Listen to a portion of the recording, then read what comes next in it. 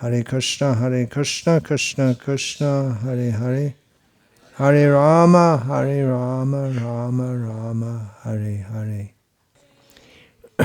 We're just talking about the 9 processes of devotional service, at which point Radha Kripa Prabhu kindly offered a garland to me. Which of the 9 processes is that? No, come on. Krishna consciousness is a science. What do you think? You're a big scholar. Which of the 9 processes does... Pada Sevana, yeah, I was thinking that also. Because devotees like to take a position at the feet of the Lord. So, serving, or they're very fortunate if they can get a position at the feet of the Lord. So, serving the devotees is coming under Pada Sevana. Bhakata Sheva, Parama Siddhi, Prema Bhakti, Prema Lati Karamula. Yeah. Vishnu Sahasranama, name 992, Papa-nasana. The meaning of the name is clear to anyone who knows Indian languages. Papa, we know what the word means. The whole gamut of what constitutes Papa is a very big topic. It translates pretty well into English as sin.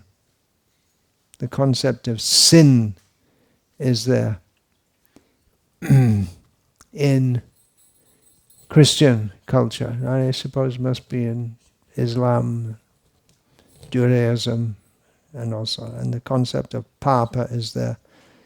In Vedic culture and the half-Vedic, anti-Vedic culture of Buddhism,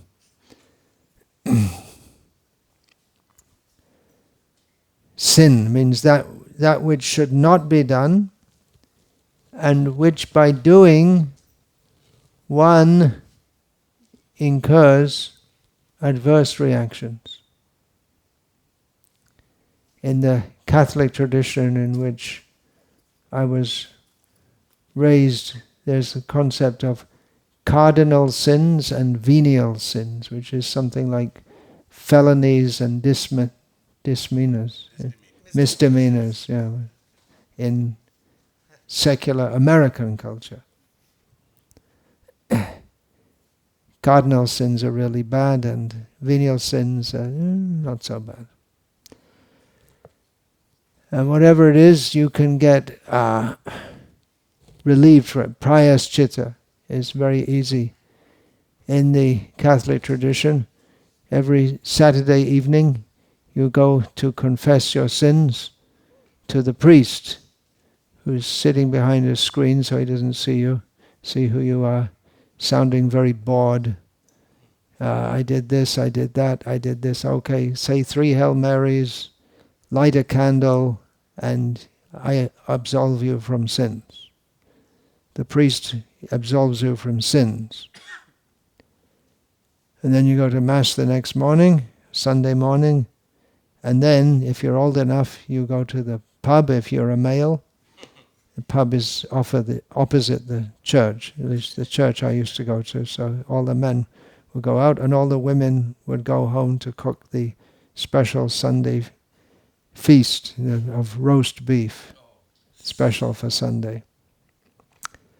There's no proper understanding. We should understand it's a very serious matter.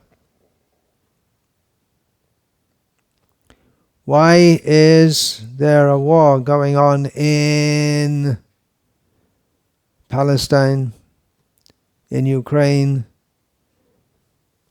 We don't hear about all the wars, only the ones that the Western press is interested in, or the ones that more closely affect the interests of the powers that be.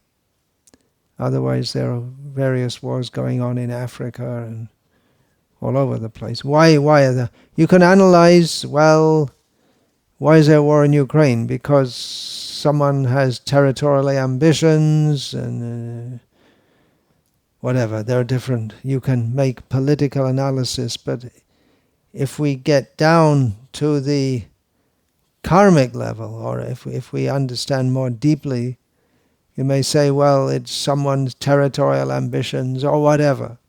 But why? Why are they impelled by all this? Arjuna asked the same question. Why do people do bad things? It's a common question. It's why is there evil in the world? Is a question which atheists often ask. There can't be any God. Arjuna asked the question a little differently. Why do we do bad things? Atakena prayoktayam papam charity purushaha anichan apivarshnaya baladiva niyojitaha. Why do we do bad things, even though we know it's wrong, and we don't really want to do, but it's like we're almost pushed to do it. Kama esha bhagavanu vacha, kama esha, krodha esha, rajoguna, mahashanaha. What's the next line? Mahashanaha. Wait, into mahashanaha. Mahapatma. Mahashano mahapama vidyenam iha vairnam. This is our real enemy. Who's the enemy in Ukraine? Depends which side you're on. Who's the enemy in Palestine? It depends which side you're on. We are our own worst enemies. But papa, this impulse to do sinful, it's like a great fire. You can't control it. You have big fires. Were there around this part of California? Big fires raging in this part of California. I went to America. I got a great job, earning lots of money. I got a big house, and then it burned down. Lost it all. Tried to squeeze something out of the insurance company. Still trying. Why? Why is there evil in the world? It comes down to us. As the saying goes, what goes around comes around. We get what we deserve. And the world's situation is so bad because we all do sinful activities. And just being in this world means that we have to do, we can't avoid it. Even if we try to avoid doing sins, we can't avoid it, because even if accidentally we step on some ants, or while you're driving along, you don't know how many living beings you're killing.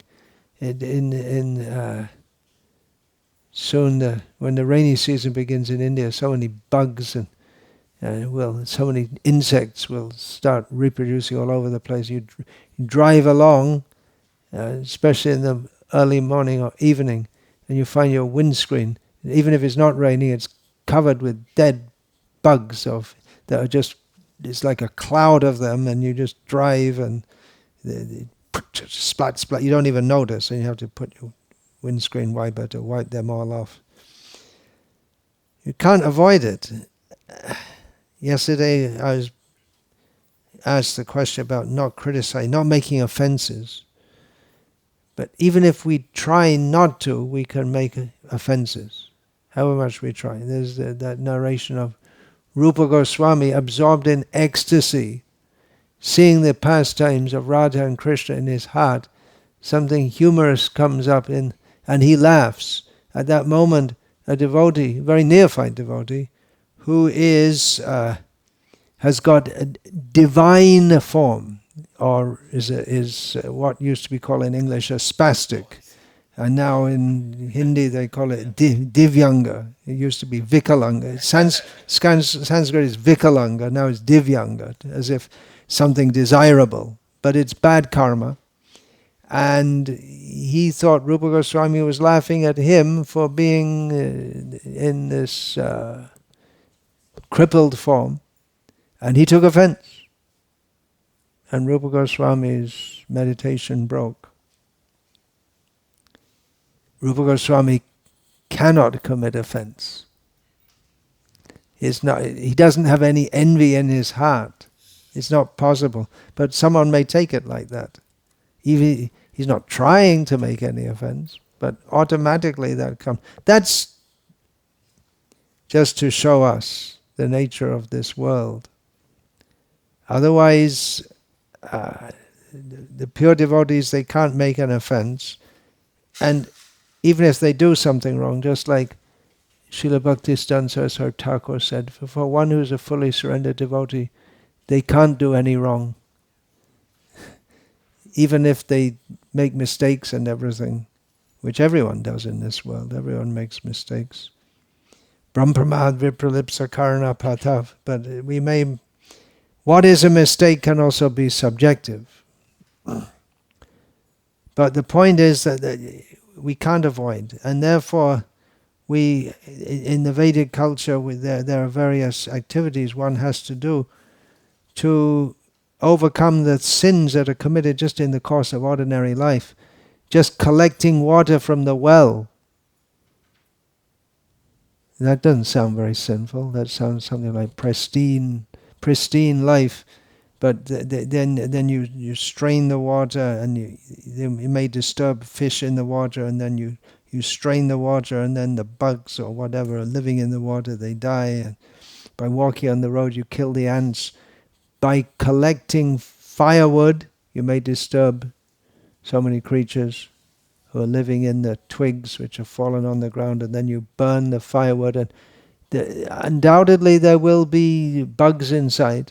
You just collect from the ground the twigs that fall down. You can't avoid it. What will you do? Then you don't cook. The Vanaprasthas living in the forest, they try to be as sinless as possible. They only take leaves and fruits that have fallen from the ground, and roots they can take. But the Jains don't take roots because they think they'll disturb the worms in the ground. They're so strict. I always ask Jains, if you meet them on a train or a plane, they say, well, we're better vegetarians than you. So you're going in the plane, and what's the fuel? It's from oil, right? Where does that come from? How much disturbance do you make by extracting oil from the earth? So they never thought about that. And they'll sweep the road in front of them, the Jain sadhus and sadhvis, so that they don't step on any insects on the road. But by sweeping the road, you can disturb and maybe kill the insects also. So you can't avoid. And what to speak of deliberately and knowingly committing sins. We all do that also, probably. We've all done it. A Vaishnava's tendency is not to commit sins because he's got nothing to gain. We may commit a sin. We may kill someone to get the insurance, or kill them out of anger for something. Stole my wife. Okay, kill him. You don't know. You don't know what is in people's minds. Maybe I'm making sins or offenses right now. What's a joke for someone is an offense to. That's why you can't. There's no humor left in American life, we heard, because most humor is making fun of the stupid people's thing that people do. But you're not allowed to anymore. You're not allowed to criticize anyone, or even indirectly, or make a joke. You can't say anymore. In India, there's so many jokes about Sikhs. And in, I guess that won't be allowed. And then in England you joke about the Irish being stupid, and everywhere, every people think that some other people, they have a whole bunch, the same jokes, but the jokes about the Sikhs in India, the same jokes about the Irish in England, but you're not allowed to make that anymore, right? How many Chinamen does it take to put a light bulb? And it's 100. 99, one to hold the light bulb and 99 to rotate the wall. No, that's the joke. But you're not allowed to make those kind of jokes anymore. But you don't know because Indians, they don't put light bulbs in. You have to, because that's not you're not that caste, right? You have to call the mystery to do that, because you won't do anything which is not in your caste. You could do it yourself. It takes 30 seconds, but it's below your dignity, so you have to call someone to do it. So, then there's a philosopher's joke. How many philosophers does it take to put a light bulb? Change a light bulb? What's the answer? What is a light bulb? Is the answer. If you know anything about philosophy, you'll know that everything's up for questioning. Everything. This is mundane philosophy. Everything is questionable. So sin, we all commit sin. And it's very serious. It's not just wars, but individually also.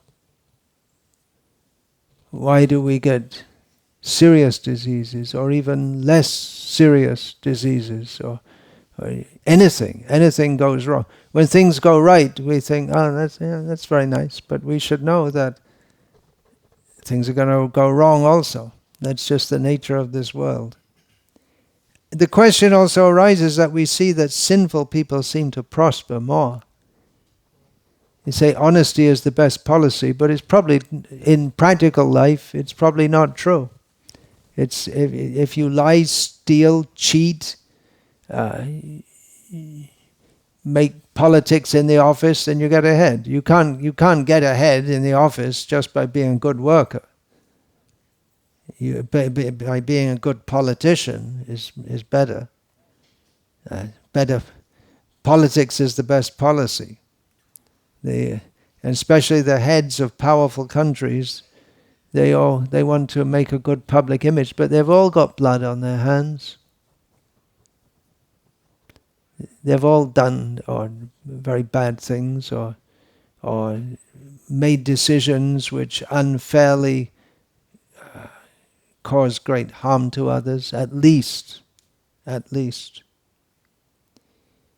then you may say, well, it's that person's karma. Yeah, but by becoming the instrument of that karma, you also become sinful. You may think, well, I'm going to kill this person, and anyway, it's their karma. But then you get bad karma for doing it. You're not appointed to do it. If you didn't do it, maybe someone else would do it. But yeah. So it's a great chain, and it's very difficult to get out of, because it is Mahasha, it's a great fire which blazes out of control. Big fire brigades. So during the California fires, I suppose it'll go on and on, right? And until there are no more trees left to burn. But they must have brought fire brigades from other states, a massive operation, but it's very difficult to put it under control. And it's impelled by the mode of passion in which we don't think. It's anger. We don't think what we're doing. In anger, what is that? Narottam Das says, krode ba na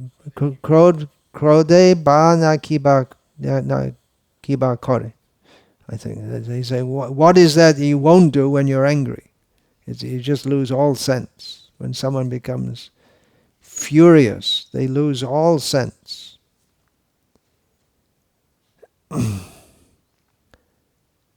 So it's like that. We're impelled in material existence. We're impelled by the mode of passion to try to enjoy. And this takes over our consciousness, so that we're always thinking, what is my self-interest? And we have to suffer. Birth after birth after birth.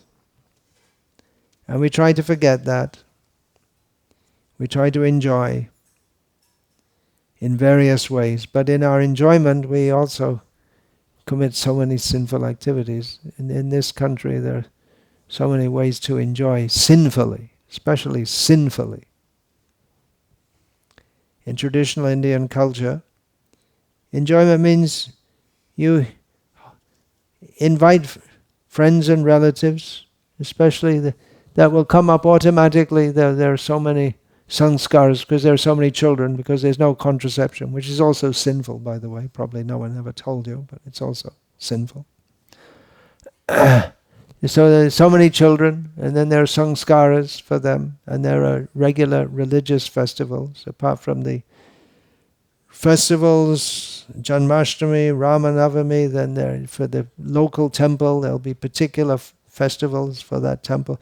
So there's always something going. You invite people and you feed them and have kirtan, and that's entertainment. And here entertainment, there's so much energy in these Western countries goes on in very complex methods of entertainment.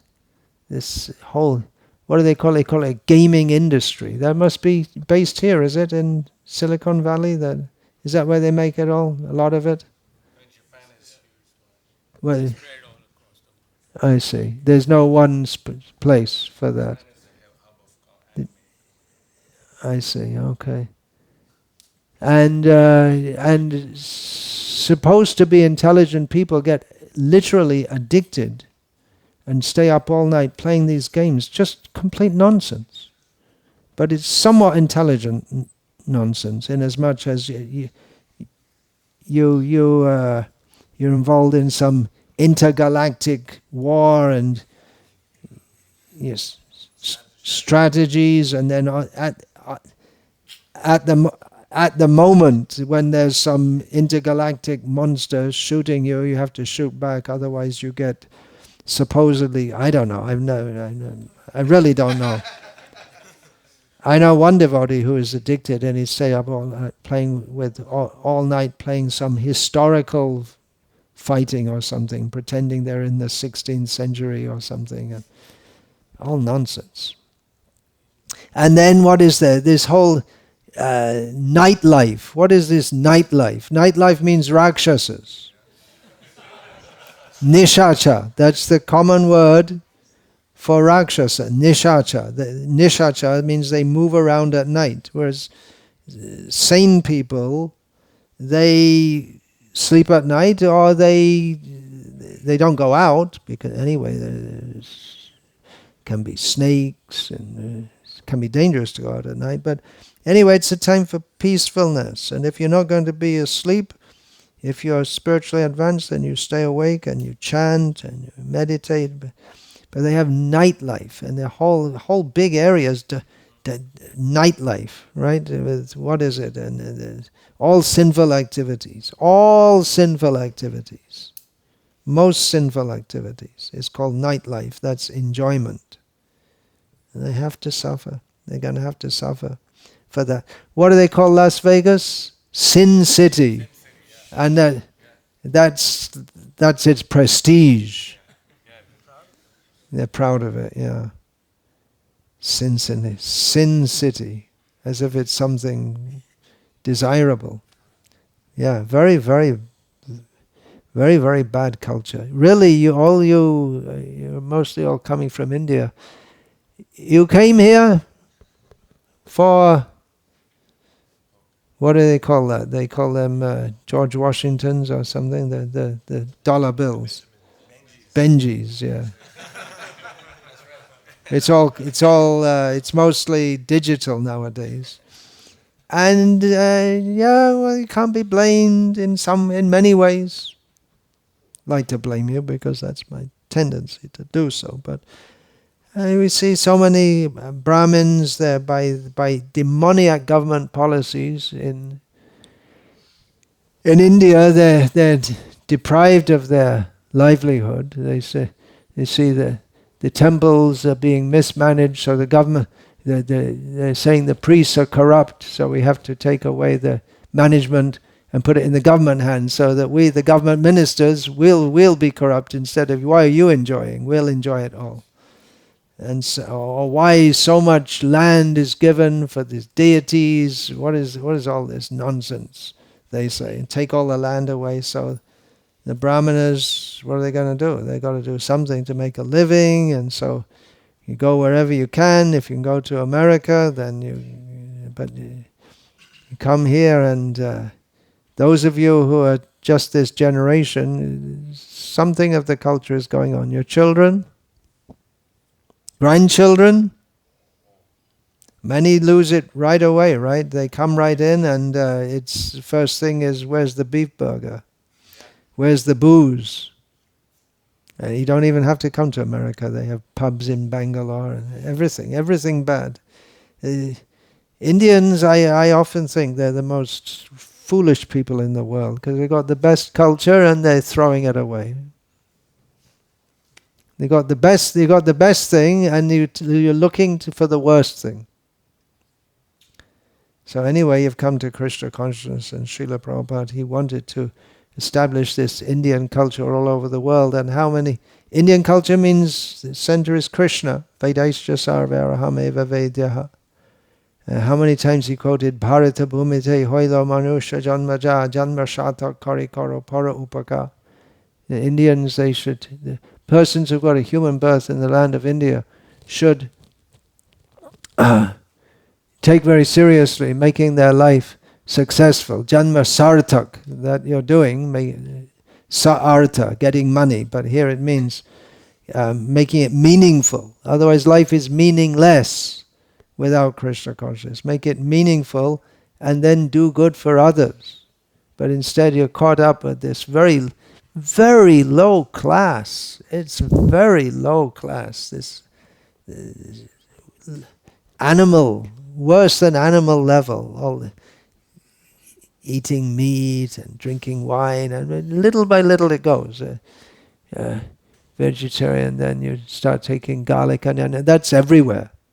I used to see in the which bazaar is that? Gopinath bazaar used to be the Brahmin area. The Brahmins would go there. There was no garlic onion. Then the garlic and onion came in that area. With no garlic and onion, because no one would buy it. So if I say garlic and onion, then maybe a little chicken outside the home, and then mutton, and then beef, and then need alcohol to digest it all. Then you get worked up, so you need some sex, extra sex. Everything's lost, everything's gone. So you should maintain that. You want to do good to others. I can suggest that if you're very kindly coming to this program, you want this, right? You're not going to the bars. You could go to the bars. They must be open now. Is it? Yeah, Friday night, yeah, they must be open. But you're not going. You're coming to hear topics of Krishna. You can wear dhoti, right? Put on tilak, kurta. You can do. If you're really bold, you could get away with it in America. You could go with tilak to work. You can do. I know one from Sri Rangam, one young man. He's not young now, but he had to go because the family, getting the sisters married, everything. There's no money in being an archaka, being a priest. So when he came to America, and he would go to work with his full tilak and his big shika, everything, then he got transferred back to Bangalore. No, you can't have this at work. Here at least you can do it, because you can do it. And they're afraid to criticize, because it's the age of non-criticism, right? This microaggression. So you can do. Why not? Someone might ask you. You can keep some books for giving away. At least some small books. Krishna, the Reservoir of Pleasure. Do good to others. So Papa-nasana, it's the age of Kali. And sinfulness is spread everywhere.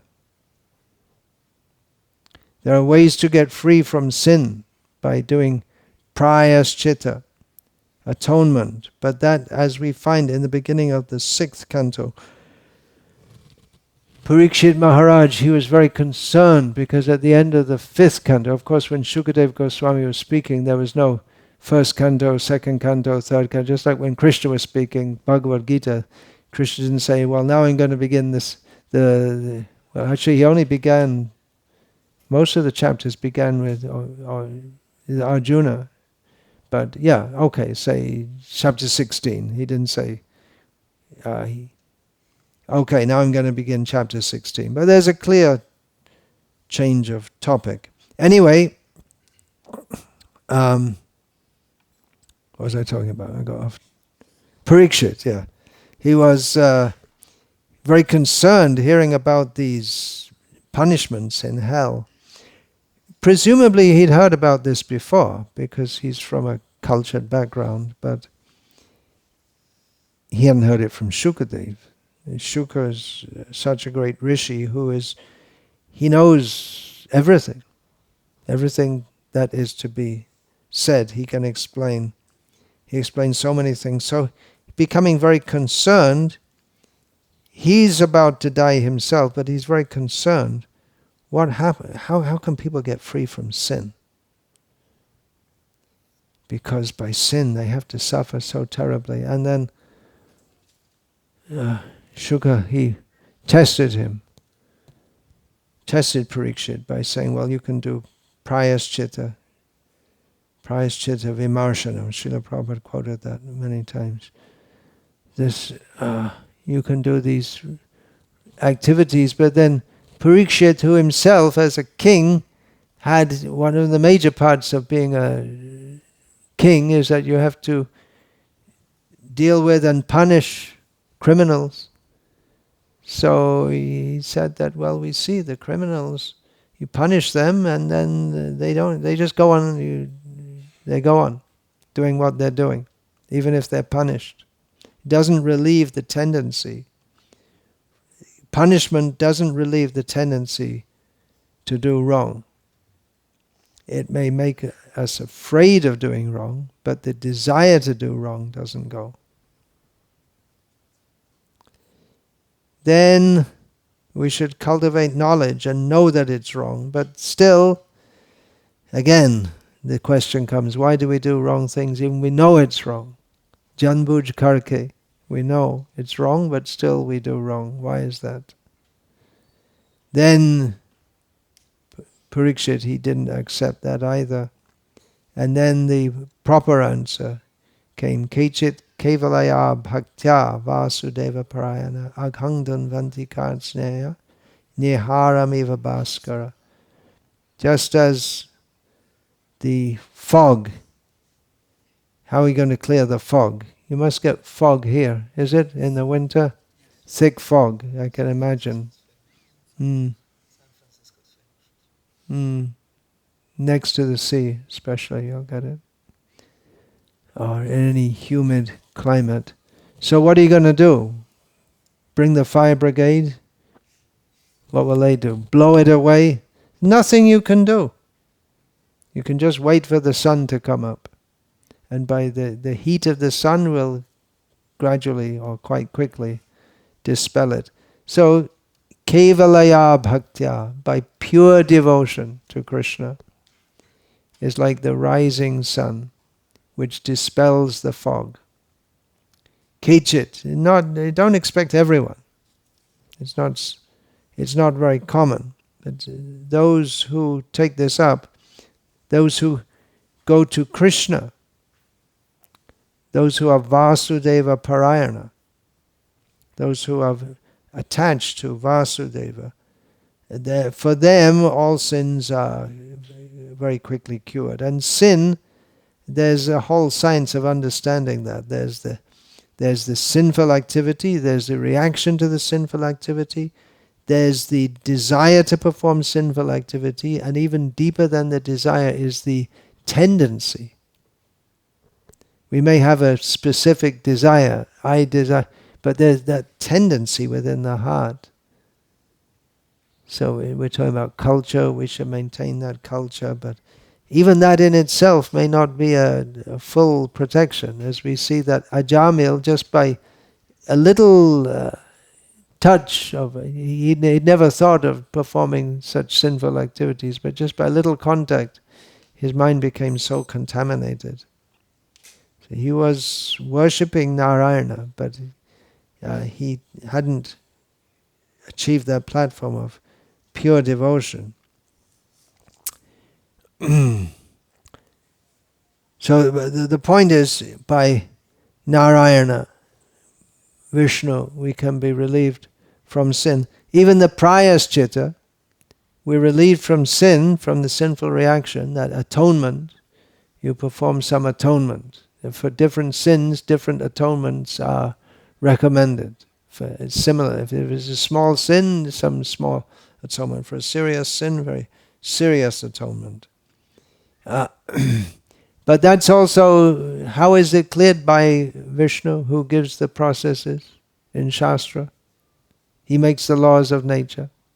So it's from him. He is the one who destroys sins. Papam nashyati iti papa-nasana. Nashana means to destroy, the destroyer of sins. The word pap comes from the root pa, which gives the idea of protection. Protection?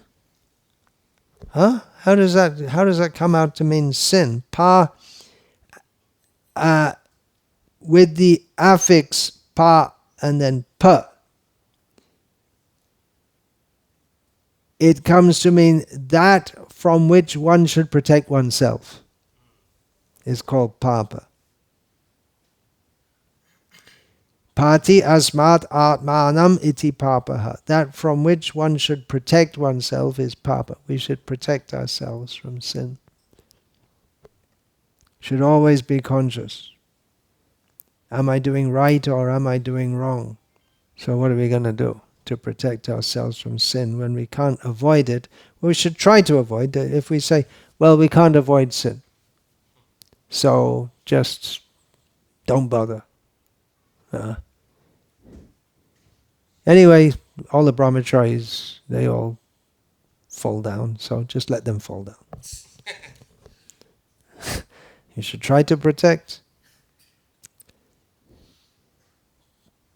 But the positive process, yesterday I was talking about positive and negative approaches in bhakti. The positive process is to think of Krishna. Meditate on his pastimes, to chant his holy names, to worship him, to fully surrender to him. Sarvadharman parityaja mamekam sharanang vraja ahang tva sarva papebhyo mokshayishyami ma shucha. Krishna says, forget all these other things like prayaschita, karma kanda, jnana kanda, even karma mishra bhakti, jnana mishra bhakti, yoga mishra bhakti. Just forget all that. Fully take shelter in me. I will deliver you from all sins, which means all stages of sin, even even the tendency to sin is destroyed. Don't worry. Mashucha, Varadaraja. Who's been there? Varadaraja, Kanchipuram. And you can read the Tamil. It's written in Tamil. We can't read it, we're told. Mashucha. What the Varadaraj means the king of those who give benediction. So his best benediction is Mashucha. He has written on his hand, which is in short for Savadhaman Parija. Don't worry. Don't worry. I'm here to protect you. You have to surrender, then he fully protects. And he's capable to do so. By meditating on how he steals, he's a thief, the greatest thief.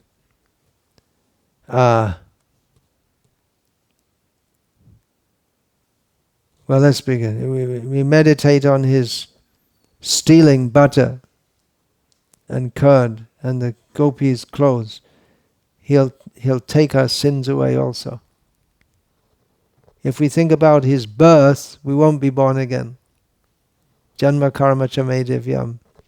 If we meditate on, or if we think about his drinking his mother's milk from the breast of Mother Yashoda, we won't have to suck another mother's breast.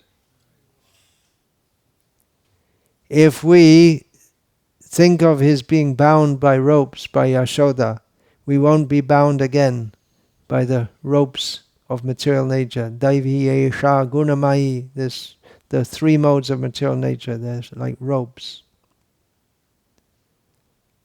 So we should think of his pastimes and be free even from the tendency to commit sin.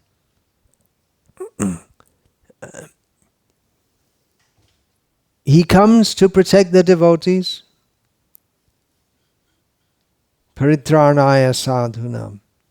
He does so by killing the enemies of the devotees. Vinashayata dushkritam. But the worst enemies are the internal enemies. They're called the Shara Ripu, right? The six enemies. Kam, Krodh, Lobh, Moha, Mada, Matsarya. These are the six enemies. Who's your worst enemy?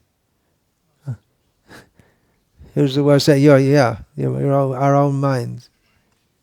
What is that? Udared atmanam natmanam avasadyat. Oh, that's another verse. Bandhuratmanastasya yenatmaiva. An atmanas, one who's not fixed up in spiritual practices, spiritual knowledge, he's his own worst enemy.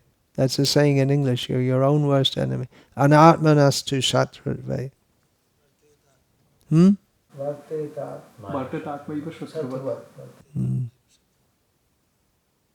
So he kills that's his real help in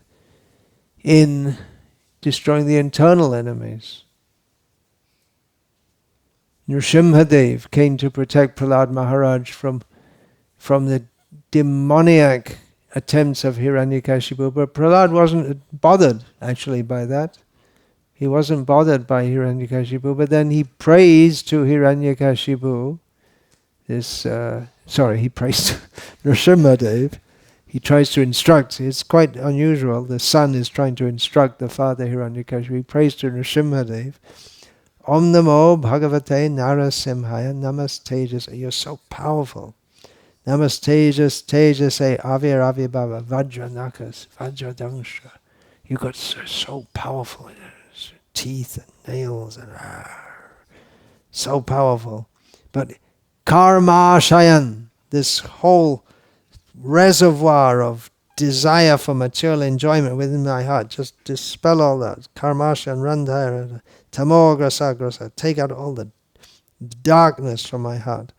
Tamograsa Grasa, Abhayam Atmani Bhuvishta, make us fearless in this material world. So Prahlad, he never prayed to Nrsimha for protection from Hiranyakashipu, but leading the residents of Jambudvip, he has them pray to Nrsimhadev for protection from the inner enemies.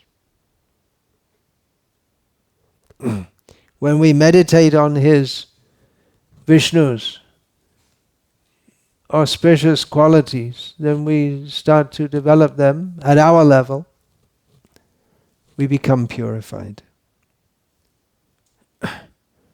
Now, just coming up in this Visnu-sahasranama, now we're just coming to the end, and at the end there'll be description of the weapons of the Lord. And he's holding the weapons of the Lord.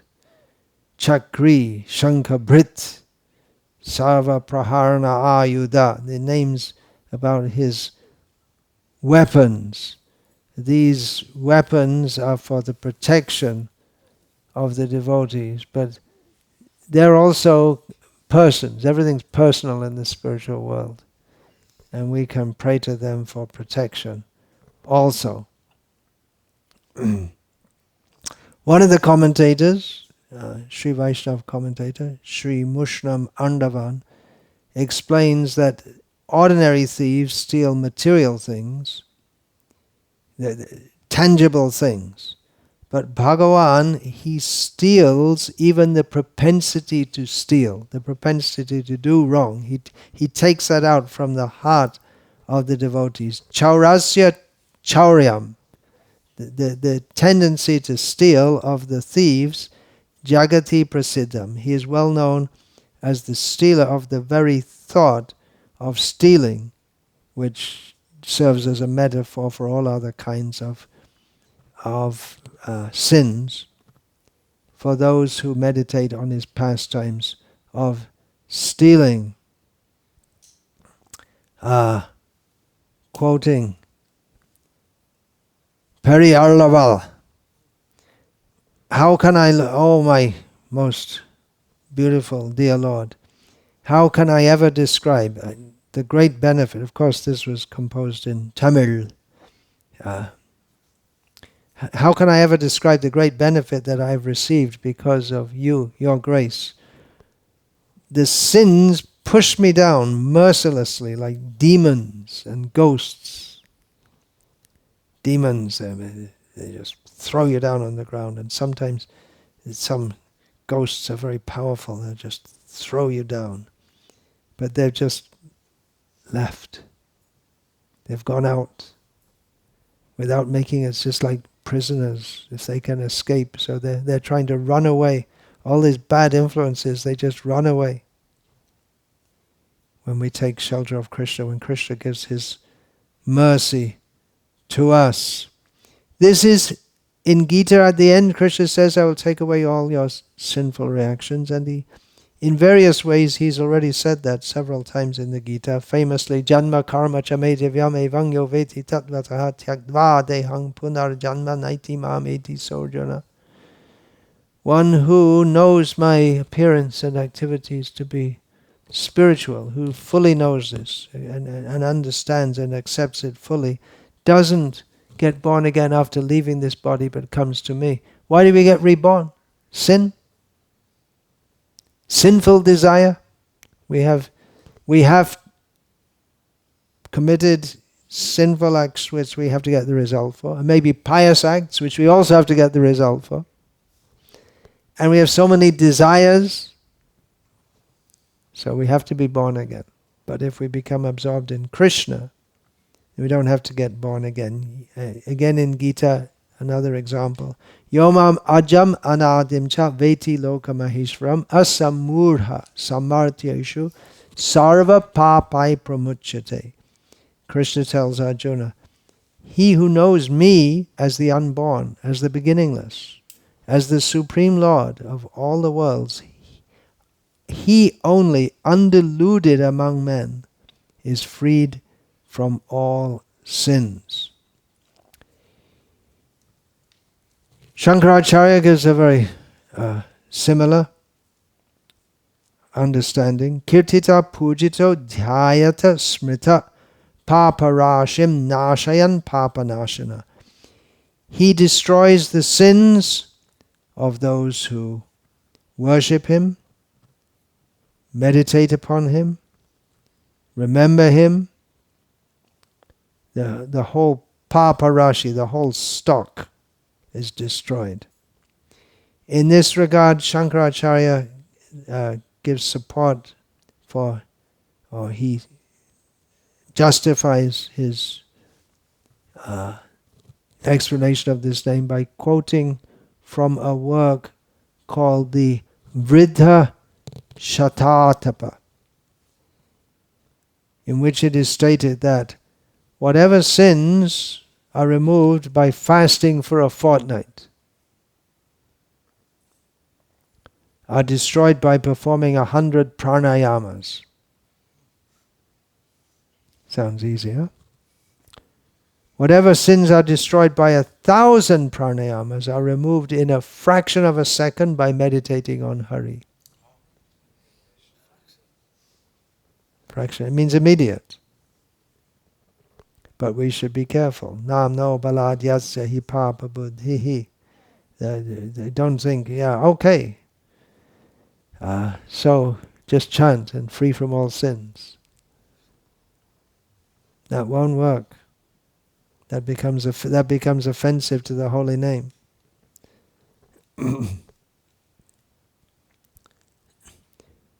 What happens if we're thinking about his pastimes, then that purifies us.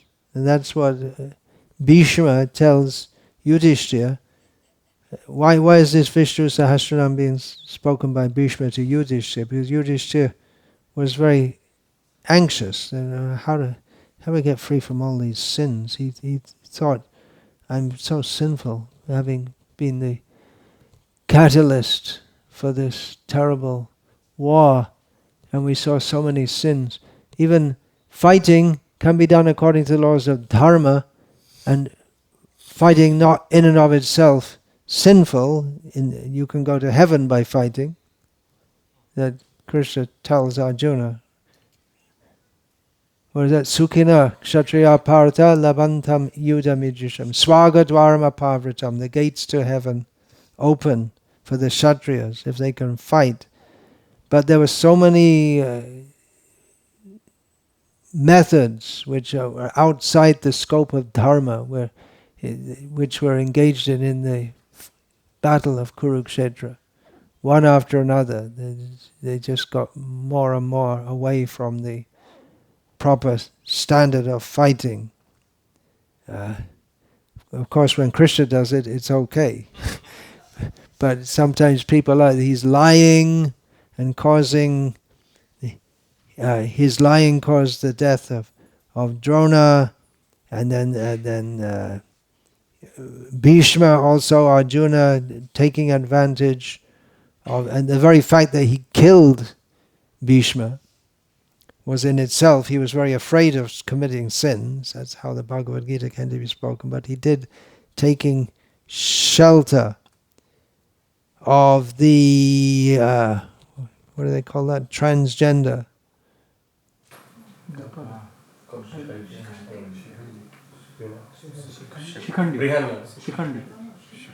Shikhandi. Shakuni is he's really at the bottom of all the way back 13 years previously. And then they're fighting all night toward the end of the battle, which is also against dharma. And in Krishna, in various things he does. So,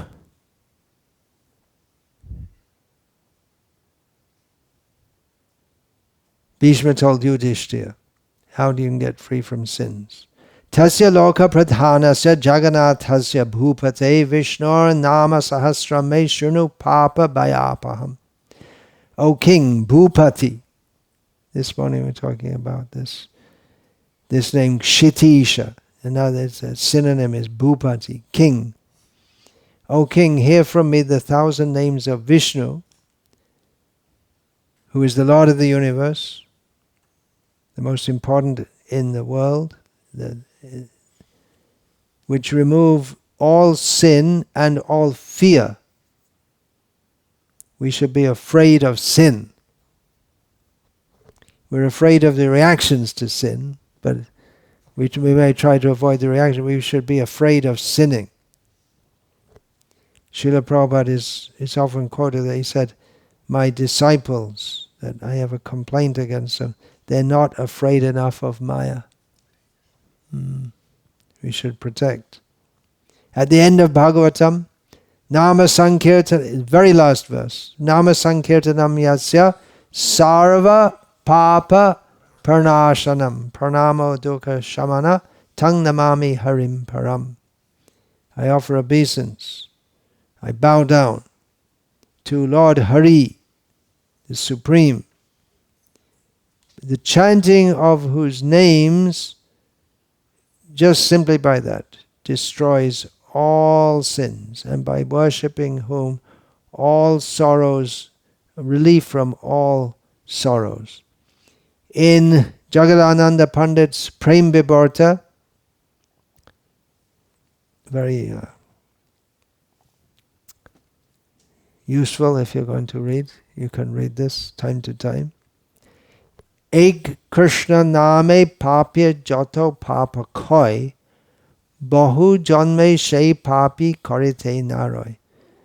Which means that even by chanting the holy name of Krishna once, someone can be so sinful. It's almost impossible to imagine. Just think of all the sins someone could do in many lifetimes. We've done them all. We must have done them all because we have so many births. We do so many bad things. We can't even imagine, but a sinful person, even if someone's trying to be sinful, even in many lives, he can't commit that many sins that can't be destroyed by the recitation of Krishna's name even once. The example is there of Ajamil. He was spectacularly sinful, and his sinfulness became much more because he came from a non-sinful background. All the people around here are eating beef and drinking alcohol. If you do it, you Indians, you get more sinful reaction. You know that? Because you're supposed to know better. Knowledge brings responsibility. It's just like if there may be so many drunkards who are fighting in the street, but if two doctors, surgeons, they're found on the street drunk and brawling, it'll be considered much worse, right? Because they're supposed to be respect. What about if they're high court judges and they're brawling on the street?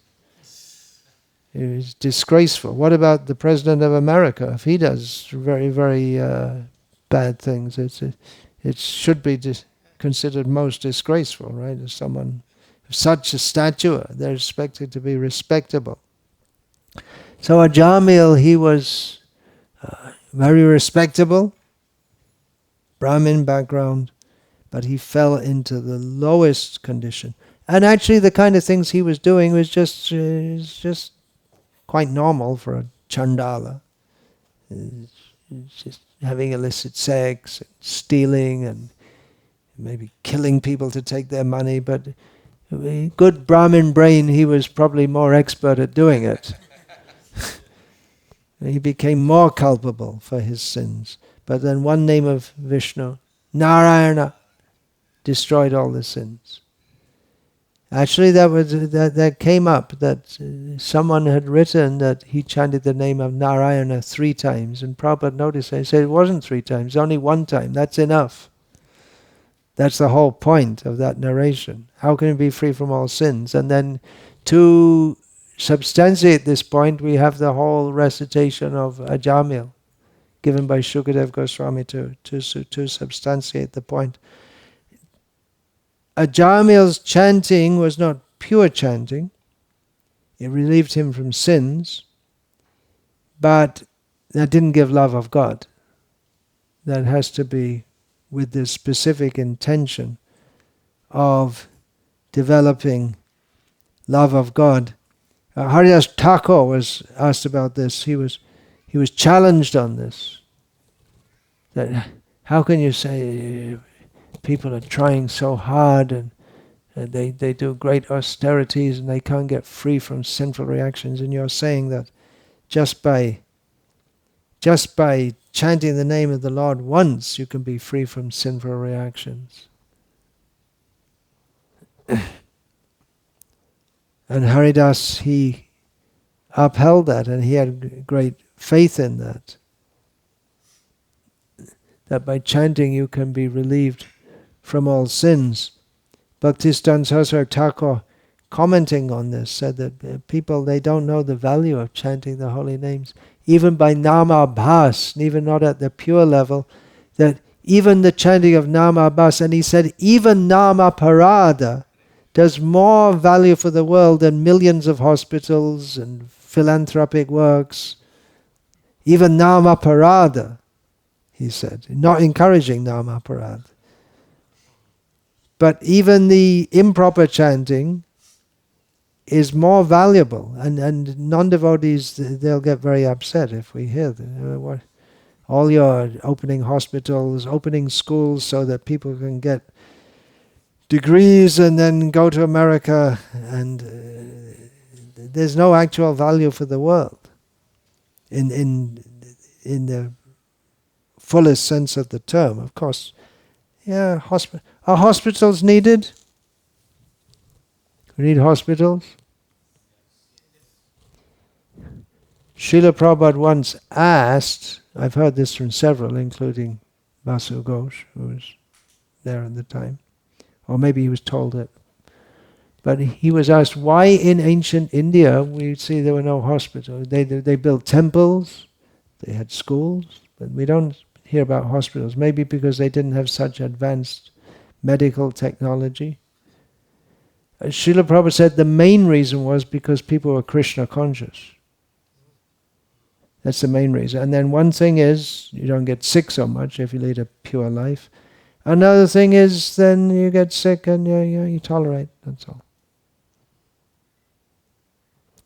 We see so many people, they just, well, it used to be. Nowadays everyone goes to hospital, but previously it's just like this Ayurveda. All these, it's very common and popular, this panchakarma. But that would only be for very rich people, and there are not that many Ayurvedic doctors. It wasn't a business, and the kings, they may have it. Otherwise, people, they wouldn't do this. So whatever their physical condition, they just try to tolerate. Of course, if we have a valuable service to do for Krishna, then we should maintain that. It's not that we don't maintain the body, but by proper diet, regulated lifestyle, early to bed, early to rise, and the mind is clean by worshipping Krishna or even worshipping demigods. It gives regulation and following dharma. So many diseases, so we're told, is have psychological causes because people have bad thoughts in their hearts, or people are so stressed in modern life. What's the Sanskrit word? We know that we are mostly South Indians, is it? Yeah. But there's a Hindi word for stress is tenau. This is a common word. It's not Sanskrit, right? What's the Sanskrit word? Chinta maybe, but it doesn't exactly fit, does it? It's just like, what's the Sanskrit word for divorce? What's the Hindi word? Talak. Which language does that come from? Urdu, which comes from Arabic, Persian. And they made up a word in Sanskrit, vivaha viched, but you won't find in any shastra there's any such thing. There's no such thing. What do they call abortion? Garbhapat. It's not, garbhapat means a miscarriage. The word is given in Shastra, brun hatya, murdering the embryo, but they don't like to use that word. It's heavy, yeah, it's heavy. Sometimes recommended. Can be recommended. Like the Devas, they wanted to kill the embryo of... no, they didn't. They were waiting for it to come out. Oh, there is infanticide that Vidura recommended to Dhritarashtra. This Duryodhana, kill him right away. As soon as he was born. That was also the, what do they call that? Incubation. They have that test tube baby. All the sons of Dhritarashtra were test tube babies. Right? So, nothing new. But why didn't they have hospitals? One thing, people kept healthy, and then people knew also. I think I wrote that in that book, The Glimpses of Traditional Indian Life. Whereas I was traveling in Bangladesh in the villages in the 1980s, there was no Western medicine. There were no doctors, no hospitals, no roads as we know them, no motor cars, no motorcycles, no motor anything, no motors of any kind. So someone gets sick, and then the women just go and collect some herbs, and then you take the herbs, or they roll it on the shield, on the stone, make some juice, or you take it internally or externally. Bitten by a snake, you call the fakir, and he does something like calling different. They have different methods. By mantra, they may call the snake back to take the poison out again, but the teeth go in, or they have different ways. Cure jaundice, there are different ways of doing it, by mantra and herbs. Mantro shodeva shasarpa, by mantra and medicine, a snake can be controlled. So they knew all these things. They didn't have hospitals, Srila Prabhupada. They didn't have hospitals. Now we think they're very great welfare work, hospitals.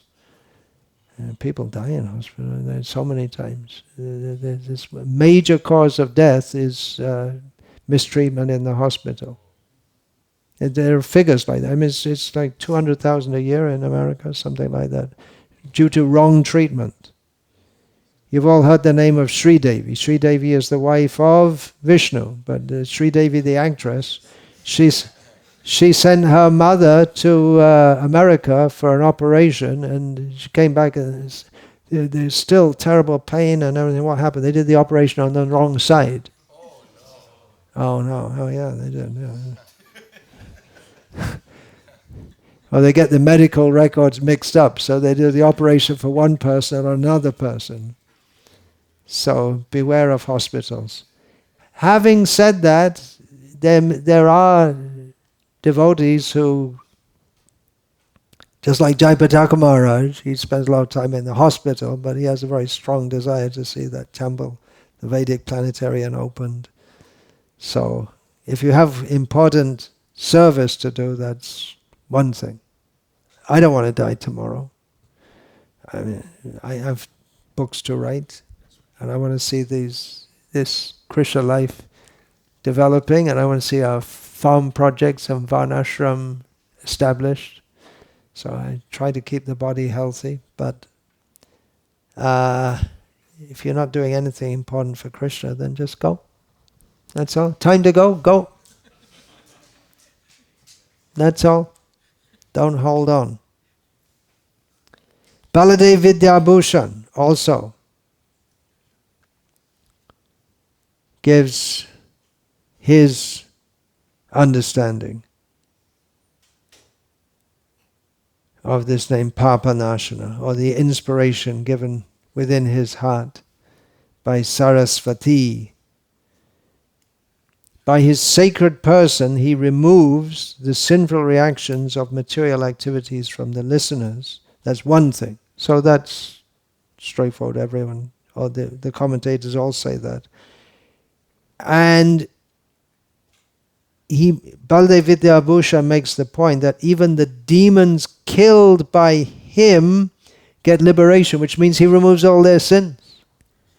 So paritranaya sadhunam vinashayata dushkritam, it comes to the same thing. He removes the sins. Baladev Vidyabhushan points out, you don't get liberation without having sins, sinful reaction removed. So, we should meditate on him and all the bad qualities. We say, what is that? Lust, anger, greed, calm, growth, love, illusion, pride, envy. But then there is depression, despair. This depression or despair, it means we don't have connection with Krishna. We don't have faith in Krishna's protecting us. Anxiety, if we're in anxiety for our material situation, we can say it's quite natural, but we should know that Krishna's protecting us. So we should always think of Krishna protecting us. Satyasanda Tirtha of the Madhva Sampradaya gives different understanding. He breaks up Papa-nasana as Papanaha Ashnati. Ashnati means eating. Patrang pushpang palang toyam yome bhaktya prachati tataham ashnami. I eat. I eat. Krishna says, give it to me, I'll eat, if you offer it with love. So he eats the sins. This is the explanation given by Satyasanda Tirtha of who? Papa-naha, sinful people. He eats the sins of the sinful people. It's very merciful of him. He kills them. And even sinful persons, he comes to this world to make the sinful non-sinful. So that's some discussion of the name. Papa-nasana. There's a holy place in South India, Tamil Nadu, visited by... Actually, there are several places called Papa-nasana. One in Tamil Nadu is visited by Chaitanya, specifically said visited by Chaitanya Mahaprabhu. Hare Krishna. Question? You looks like you have a question lined up. Or comment?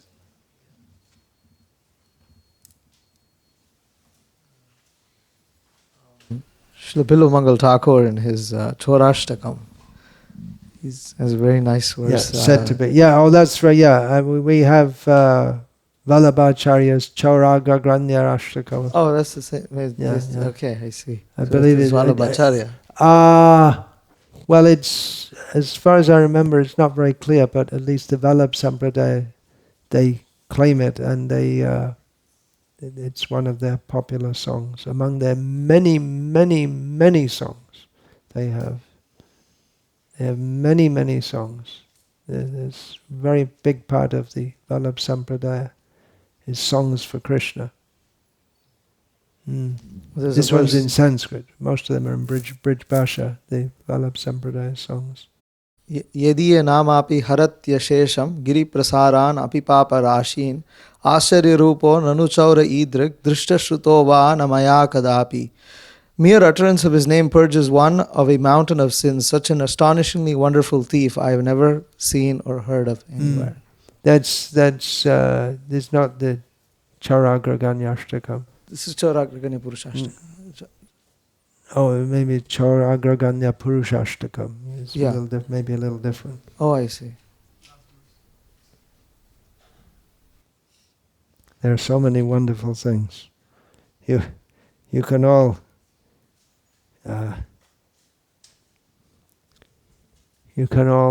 being of Indian background, that's a great advantage for understanding all these shastras and then the songs. How many songs are there in Gauriya Vaishnav culture? No one knows. Thousands, thousands, thousands. Many of them lost.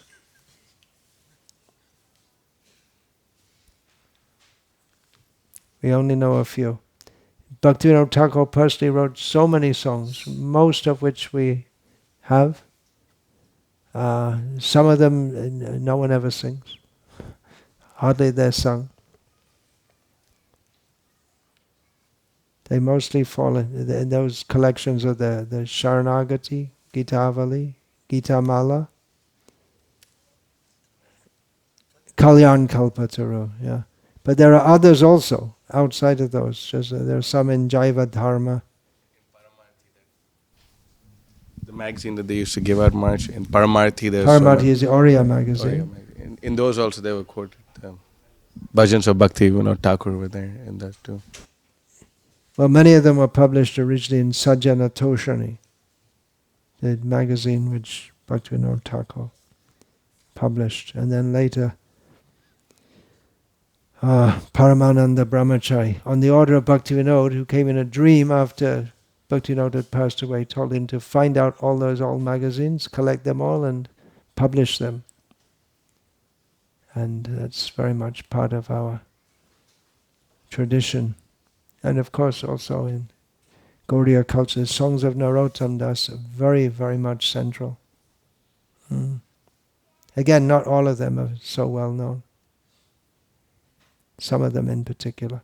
Okay, so Hare Krishna, all glories to His Divine Grace, Srila Prabhupada. Vancha kalpatarubhyascha kripa sindhubhya evacha patitanam pavanebhyo vaishnavebhyo namo namaha.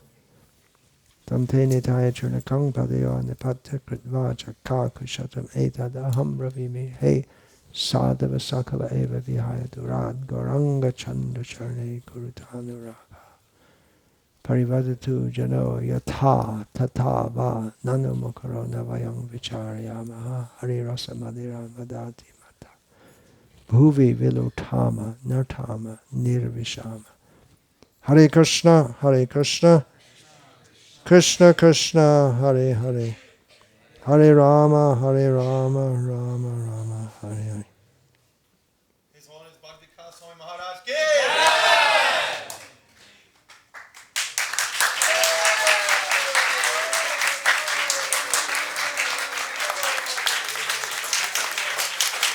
No, no.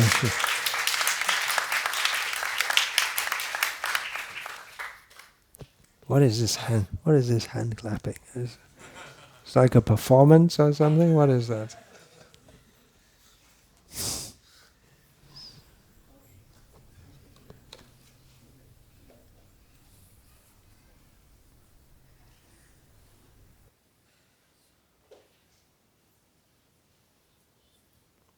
Talking about songs, Radha Kripa.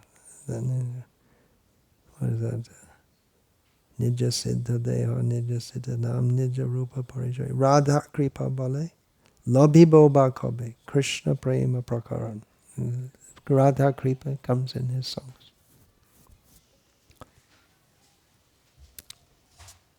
And of course there's the Radha Kripa Kataksha Stava, that's there also. Okay, so Hare Krishna. Time for prasadam.